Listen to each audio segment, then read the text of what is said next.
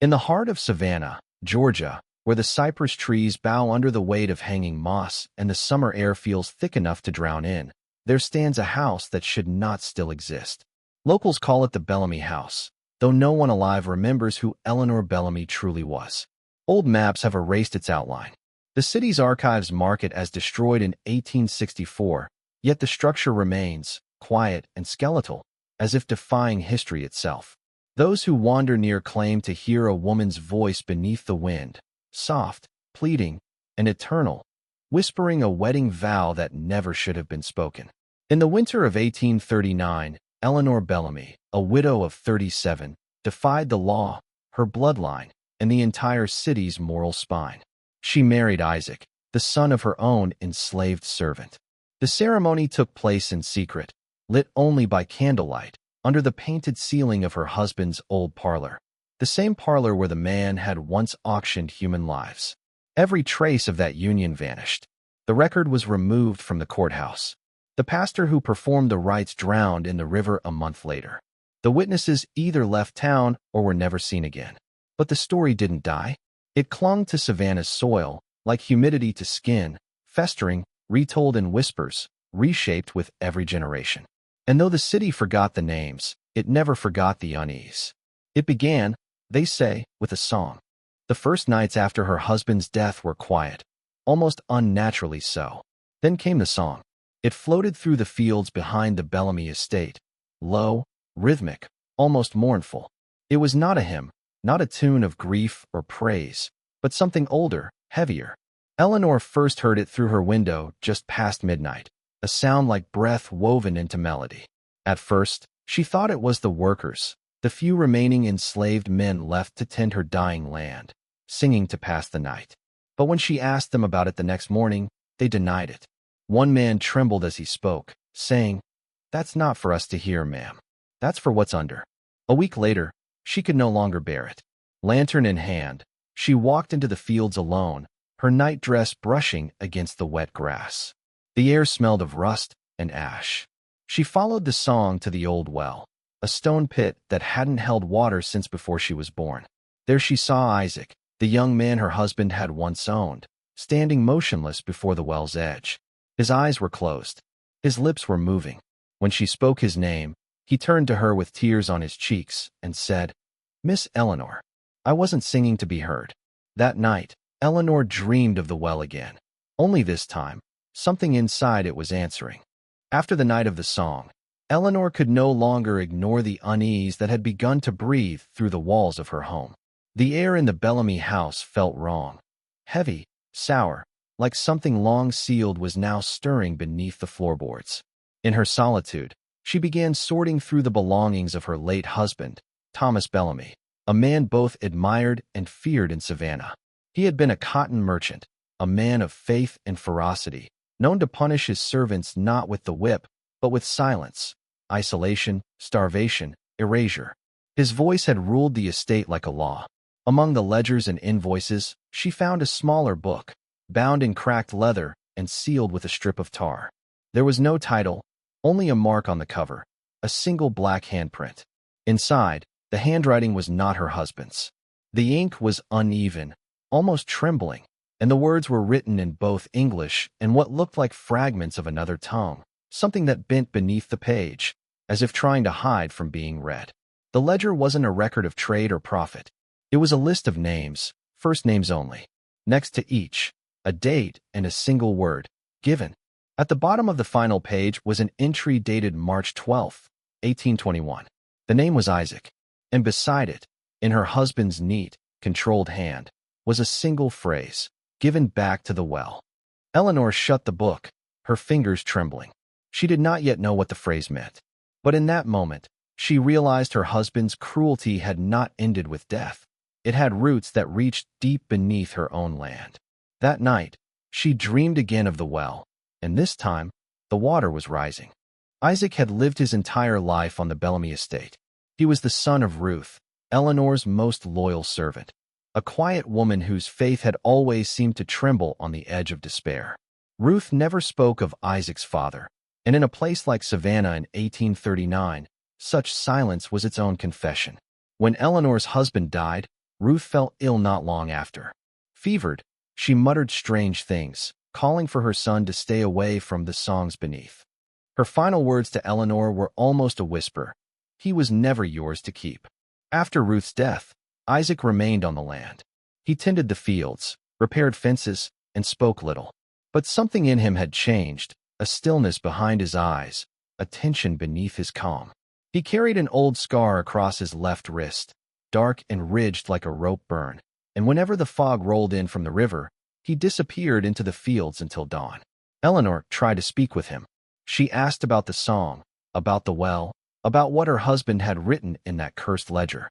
Isaac only said, "Some things in this land were promised long before either of us were born." There was a softness between them, something unspoken and forbidden, a closeness that grew not from affection, but from shared loneliness. The townsfolk began to whisper when they saw them walking together, her pale hand resting on his arm. Eleanor told herself it was kindness. She told herself she pitied him. But deep down, she knew the truth. Isaac frightened her and fascinated her. He was the one thing on that land her husband could never truly own. The rain began in early March, and for 7 nights it did not stop. The soil around the Bellamy estate turned to mud, and the roots of the great oak behind the house began to show like bones breaking through the skin of the earth. Eleanor found herself wandering the corridors at night, guided by the faint sound of dripping water.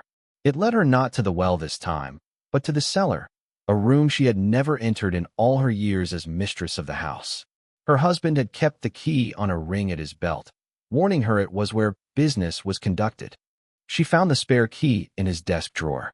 The door creaked open to reveal not barrels or tools, but a stone floor carved with circular marks, rings within rings, each filled with a black residue that looked like burnt wax. In the center stood a wooden table. Upon it lay a length of rope, a clay bowl, and what looked like the remains of an old candle fused to bone. There were also scratches on the walls, not words, but fingernail gouges. Dozens of them. Some ran so deep the plaster had turned red-brown. Isaac found her there, standing by the table. His face was unreadable, his clothes soaked from the rain. "You shouldn't be here," he said quietly. Eleanor asked him what this place was. He looked at the carvings on the floor and whispered, "A promise. Your husband made it. My mother paid for it." He told her that years ago, when the fields first failed, Thomas Bellamy had made a pact, not with God, but with the ground itself. A blood offering, meant to ensure the land's fertility. When she asked what the offering was, Isaac only said, "Not what? Who?" That night, the rain stopped, and the earth began to hum. That night, Eleanor could not sleep. The cellar's carvings haunted her even behind closed eyes. Every time she tried to rest, she felt the vibration of the earth beneath her bed, faint, rhythmic, like a heartbeat buried deep underground. As the clock struck 2, exhaustion claimed her. But her dreams were sharp, clear, and cruel. She was standing once again in her parlor, though everything inside was wrong. The furniture was rotted, the wallpaper crawling with mildew.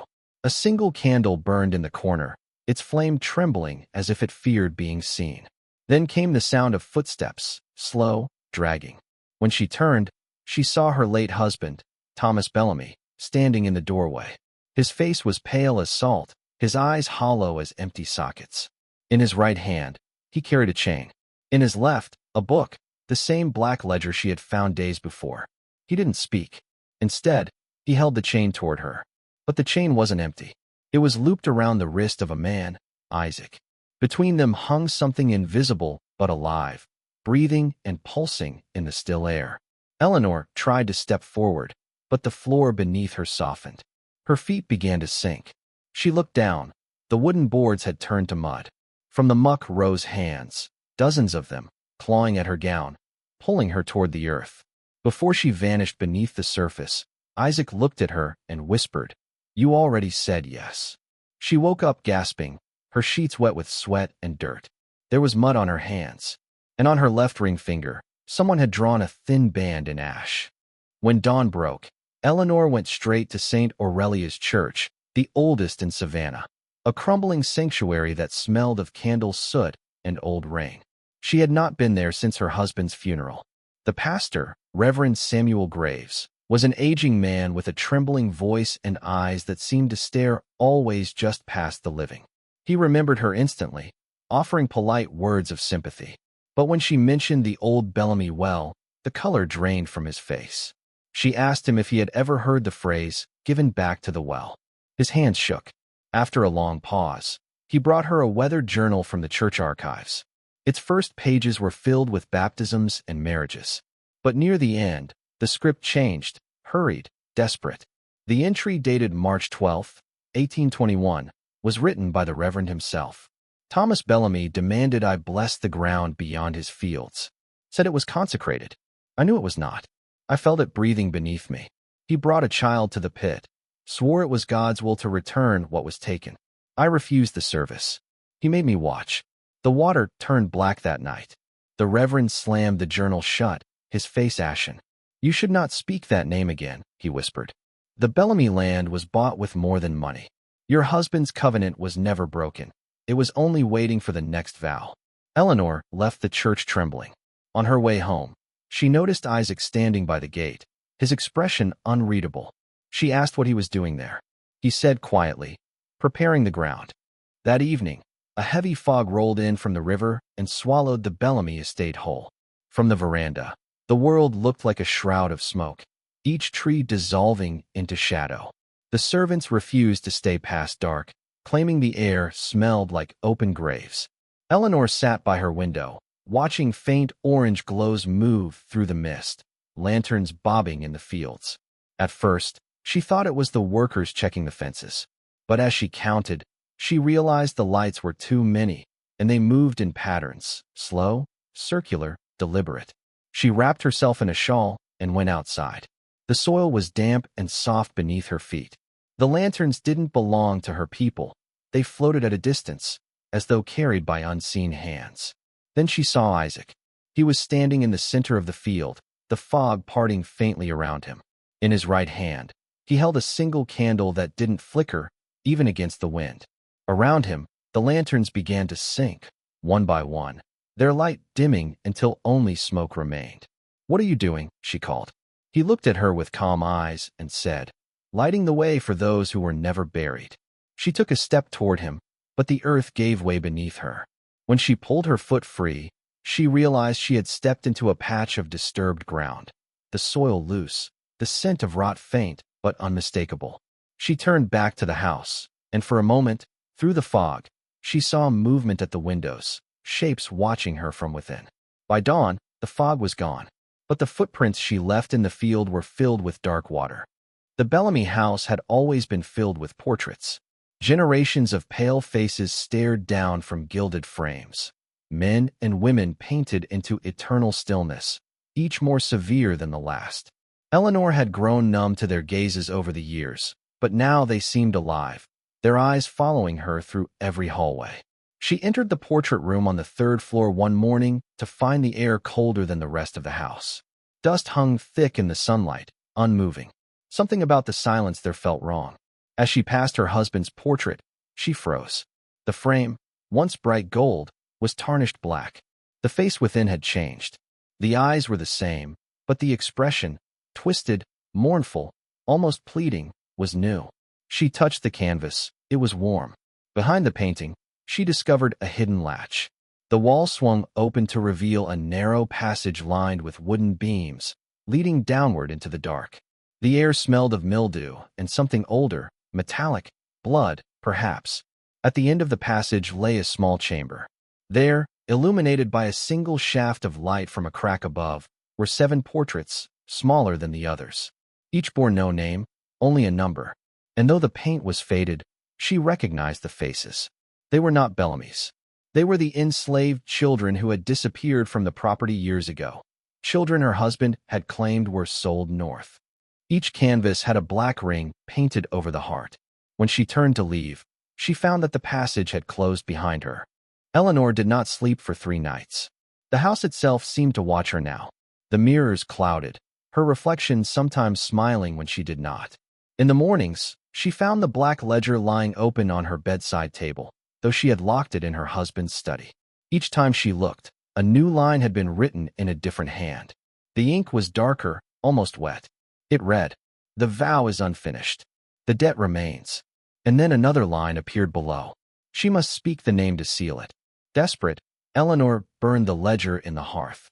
The flames turned blue, and the smoke that rose smelled faintly of roses and rot. But by the next morning, the book was whole again, resting neatly beside her pillow. Isaac found her that afternoon, pale and trembling. She begged him to explain. He told her that what her husband had started was not simply ritual, it was inheritance. The Bellamy family had promised the land its blood, generation after generation. Every marriage, every child, was part of that unbroken chain. "But I am the last," she said. Isaac shook his head. "Not yet. Not until you choose." That night, when she looked again at the ledger, the newest entry bore her name. And beside it, written in a steady hand, was Isaac's. The date beside them was blank. It was a strange calm that settled over the next few days, an unnatural stillness, as if the land itself was holding its breath. Isaac stopped working in the fields. Instead, he spent his days restoring the chapel on the edge of the property, a ruin of cypress and stone that had been abandoned since the war. Eleanor went to him there, drawn by a pull she could not name. He greeted her with the same quiet reverence he always carried, but something in his voice had changed. It was deeper now, older, as though he were speaking through centuries. He told her the chapel once stood upon sacred ground, long before the Bellamys, before the church, before Savannah even had a name. He said the earth beneath it still remembered. When she asked why he cared for such a place, he turned to her and said, "Because you were meant to stand here with me." Eleanor felt the air tighten. She tried to speak, to ask what he meant, but the words caught in her throat. Isaac took her hand gently. "Your husband offered what he could not give. You can end it, Eleanor. You can give it peace." Then he whispered the unthinkable, "Marry me," under the ground, where the covenant began. For a moment, she thought she saw something flicker behind his eyes, something that was not Isaac at all. The following evening, the servants left without warning. No one spoke of it, but each of them crossed themselves before walking out into the rain. Eleanor was alone again, alone with the man who no longer seemed entirely human. Isaac came to her door before midnight. He said the time had come, that the earth was restless and would not wait much longer. His voice was calm, but his hands shook as he held out the candle. She followed him through the fields, past the well, down toward the chapel that now seemed to glow faintly from within. The door was open. Inside, the air was thick and warm. The walls pulsed with moisture, as though the building itself were alive. In the center of the floor was a pit lined with stone and filled not with water, but with dark, glimmering soil. Around it, symbols were carved, the same that marked the cellar beneath her house. Isaac knelt before the pit and said softly, "All covenants end in blood or in vow. You must choose which you'll give." She tried to step back, but the ground beneath her feet began to move. The soil writhed like flesh. A low hum filled the room, vibrating through her bones. Isaac rose, his eyes dark and shining. "Say the words," he whispered. "Make the vow, and it will finally rest." But Eleanor understood then what he meant. The covenant did not seek rest. It sought continuation, and the only way to continue was through union. The ceremony took place with no witness but the earth itself. The night air was heavy, filled with the scent of rot and honeysuckle. Isaac stood before her, reciting words she did not recognize, half prayer, half curse. Eleanor's voice trembled when she repeated them. The candles guttered, and the soil in the pit began to pulse like a heartbeat. She felt the world tilt. The chapel seemed to sink, stone by stone, into the ground. The walls stretched and shuddered. Roots broke through the floor, coiling around her feet. Isaac's skin shimmered faintly, as though light were moving beneath it. His voice deepened. "By this vow," he said, "the house and the blood are joined." Eleanor felt something cold close around her wrist, a ring of soil tightening into flesh. The ground split open. From below rose faces, half-formed and glistening. Those of the children she had seen in the hidden portraits, their eyes full of longing and hunger. They reached toward her, not to harm, but to bind. When it was over, the pit was silent. Isaac took her hand and pressed it to his chest. His heart did not beat. He whispered, "It is done." But in that moment, she knew the vow had not freed them. It had only claimed her. Morning came, but the world above no longer felt real. The fields were silent. The air smelled faintly of iron and ash. Eleanor returned to the Bellamy house, her gown torn and streaked with soil. The mirrors were dark now, no reflection staring back. When she looked down, the band of earth still circled her finger. It would not wash away. That night, the ledger appeared once again on her table. The page that had once been blank now bore a date, March 3rd, 1839, and beneath it, a single phrase, bound in vow, joined in the soil. Eleanor did not weep. She sat by the window until morning, watching the mist crawl through the trees. Somewhere in the fields, she thought she saw Isaac standing among the graves, his head bowed. But when the sun rose, he was gone. The townsfolk said she stopped leaving the house after that. The servants found her wandering the halls at night, speaking softly to someone who was not there. Her eyes were calm, almost kind, but her hands were always covered in dirt. By winter's end, she vanished completely. When they broke down the door weeks later, the house was empty. Only the portrait room remained intact. A new painting hung among the others, Eleanor Bellamy, in a wedding gown of pale gray, standing beside a man whose face had been left unfinished. In the decades that followed, the story of the widow and her servant son became one of Savannah's forbidden whispers. Preachers called it blasphemy, historians called it rumor, and the city tried to bury it beneath polite silence. Yet every spring, when the rains return and the fog rolls through the Bellamy lands, lights still move through the fields, small, steady, and deliberate. Locals call them the wedding lanterns. Some say it's the widow searching for her husband. Others claim it's Isaac, guarding the covenant beneath the soil. But there are those who know a darker version. They say the Bellamy estate was never truly abandoned, that the house still stands, half swallowed by vines, and that inside it, the portraits have grown in number. Each new painting bears a date, but no name. And sometimes, when the air is still and the moon is low, you can hear the faint echo of a woman's voice drifting through the moss. I said yes. More than a century later, in 1948, a Savannah historian named Dr. Lillian Ward began researching missing property records from the pre-Civil War era. She came across the Bellamy name, a lineage that ended abruptly, its estates marked condemned or lost by deed. Curious, she visited what remained of the land. What she found was a ruin buried in silence. The Bellamy house was still there, leaning, split, its windows shattered, yet untouched by time. Inside, the air was cold and thick with mildew. In the parlor, beneath layers of rot, she uncovered the edge of a painting. When she cleared it, she froze. It was Eleanor Bellamy's portrait. Her eyes had been repainted, darker than the rest of the canvas, glistening like oil. Behind the painting, she found a wall cavity sealed with bricks. Inside were bones, small ones, arranged carefully, as though laid there in ceremony. Wrapped around them was a ribbon of decayed lace. Dr. Ward took one item back with her, a fragment of leather that looked like the spine of a book. Later, under the light, she saw faint words burned into it, the ledger of the given. That night, she woke to the sound of singing outside her window. Low, rhythmic, mournful, rising from nowhere, carrying the cadence of a forgotten vow.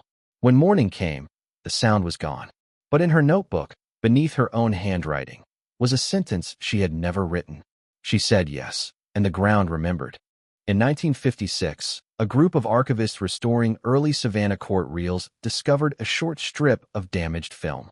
It was dated 1939, exactly 100 years after the supposed wedding. The footage was shaky, filmed at dusk. It showed a woman standing in a field surrounded by fog, holding a lantern.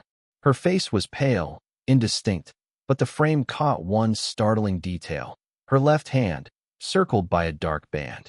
The last few seconds of the reel showed the woman turning toward the camera. Her mouth moved, as if speaking. When slowed, the lip reading was clear: "He waits below."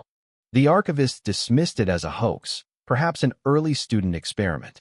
But when they tried to locate the field from the footage, the coordinates matched the old Bellamy property. Two of the men who viewed the reel later reported the same dream: standing in a flooded chapel, hearing a man's voice whisper the words, "Finish the vow." The film was quietly sealed in the state archive. Officially, it was labeled Unidentified Folklore Footage, Savannah. Unofficially, staff refused to handle it at night. In 2022, a restoration team from the Savannah Historical Society reopened the Bellamy site for documentation. The team lead, Dr. Caleb Moore, reported finding remnants of an underground structure beneath the old chapel foundations. What they first assumed to be drainage tunnels turned out to be hand-carved passages spiraling downward. At the lowest point, they found a stone altar, its surface marked with the faint outlines of intertwined rings. Soil samples taken from the site showed abnormal chemical composition, traces of bone ash and human DNA woven through centuries of sediment. A camera left running overnight captured something inexplicable. At 3:12 a.m., the motion sensor activated. The footage showed a faint light moving through the chamber, pausing over the altar, and then dimming as though absorbed into the ground. When the footage was reviewed later, a whisper was faintly audible beneath the static. She said yes. Dr. Moore resigned from the project within the month. His notes end with a final line scrawled in the margin. There was no curse. It was a covenant.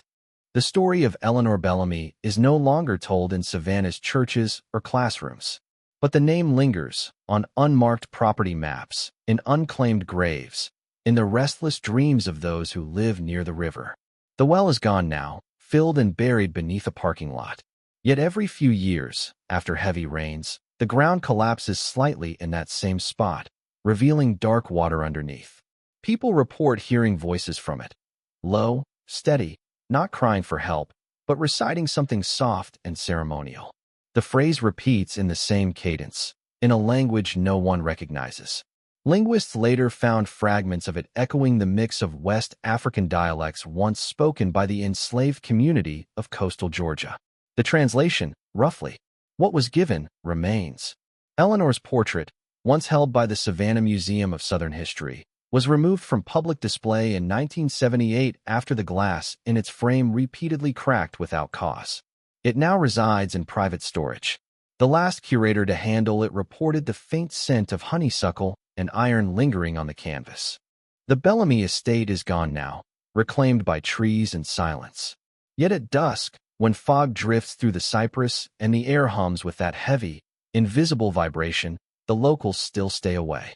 They say the ground breathes there, that if you stand too long, you'll feel it, pulsing softly beneath your feet, like a living heart. Some claim to see two figures in the mist, a woman in gray and a man beside her, their hands almost touching but never quite meeting. They walk the perimeter of the old field as if tracing a boundary, keeping something in or keeping something out. The story of the widow and her servant son was never about love. It was about inheritance, the kind that cannot be erased by fire or time. Savannah has built over its ghosts, paved its wells, renamed its lands. But the vow remains. Because promises spoken to the earth do not die. They wait. And sometimes, when the air is still, you can hear her voice in the moss, whispering from beneath the soil. I said yes.